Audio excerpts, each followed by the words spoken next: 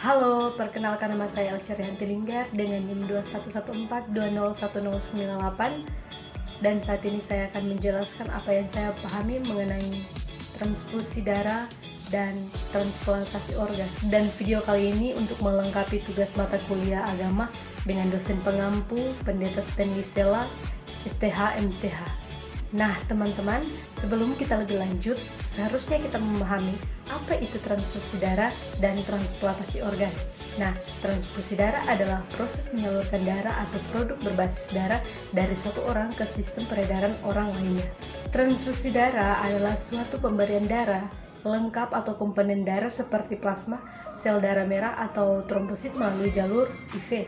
Sedangkan transplantasi organ adalah transplantasi atau cangkok atau pemindahan seluruh atau sebagian organ dari satu tubuh ke tubuh yang lain atau dari suatu bagian ke bagian yang lain pada tubuh yang sama. Cara pelaksanaannya, transfusi darah. Persiapan sebelum menjalani transfusi darah umumnya meliputi: yang pertama, mendiskusikan manfaat dan risiko transfusi darah dengan dokter. Kedua, memberitahukan pada dokter mengenai riwayat alergi yang Anda miliki. Ketiga, menjalani pemeriksaan golongan darah berdasarkan sistem golongan darah ABO, A, B, AB, atau O. Yang keempat adalah Anda akan diberikan kantong darah sesuai dengan golongan darah Anda. Kelima, pada kondisi darurat, pasien biasanya akan langsung menerima transfusi darah berdasarkan tipe golongan darah dan resus yang dimiliki. Keenam, menjalani pemeriksaan kondisi kesehatan secara umum seperti pengukuran tekanan darah, suhu tubuh, dan detak jantung. Transplantasi organ. Syarat-syarat untuk melakukan transplantasi organ berbeda-beda, tergantung dari jenis organ yang akan ditransplantasikan. Untuk mencari organ yang pas dan sesuai tubuh pasien, biasanya dilakukan tes golongan darah dan ukuran organ. Selain itu, petugas juga akan memeriksa yang pertama, berapa lama Anda terdaftar di waiting list calon penerima organ. Kedua, apakah Anda masuk dalam daftar prioritas. Ketiga, jarak lokasi calon pendonor organ dan calon penerima organ. Calon penerima organ bisa memilih terlebih dulu pendonor organ yang diharapkan, apakah dari orang yang masih hidup atau sudah meninggal. Pendonor organ yang masih hidup biasanya berasal dari keluarga dekat atau teman. Pendonor yang potensial nantinya akan menjalani tes darah untuk melihat apakah organ mereka cocok dengan penerima organ. Apabila hasil tes menunjukkan organ pendonor tidak sesuai, penerima organ bisa mencari program yang menyediakan perwakilan donor. Pandangan Alkitab tentang transfusi darah dan transplantasi organ.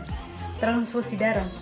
Donor darah adalah aktivitas sebagai makhluk sosial yang bertubuh sehat dan jiwa sehat untuk sesama yang kritis dan darurat demi kelangsungan nyawa kehidupan di bumi. Yesus memberi darahnya untuk kehidupan kekal.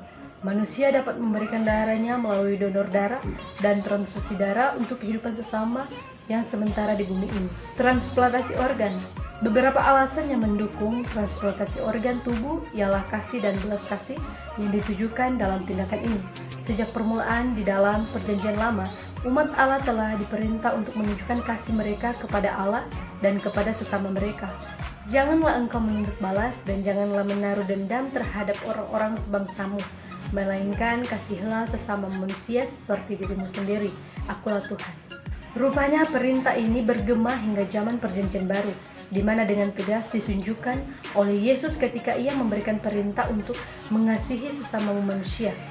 Kemudian Rasul Paulus pun mengajarkan perintah yang sama, demikian juga Yakobus. Anda baru lulus SMA atau SMK? Masih bingung mau mencari tempat kuliah yang terjangkau dan fasilitas yang memadai, namun dengan tenaga pendidik yang profesional? Nah, di saat ini saya akan mempromosikan kampus saya, yaitu Universitas Pembangunan Indonesia yang biasa kita kenal dengan UNBI, Manado. Kampus kita mempunyai 6 program studi. Yang pertama, Fakultas Keperawatan, yang kedua, Fakultas Pertanian, yang ketiga, Fakultas Ilmu Sosial dan Politik, yang keempat, Fakultas Hukum, yang kelima, Fakultas Teknik, dan yang keenam, Fakultas Sastra. Jika Anda masih bingung mencari tempat kuliah, mari bergabung bersama kami di Universitas Pembangunan Indonesia Manado. Sekian dan terima kasih.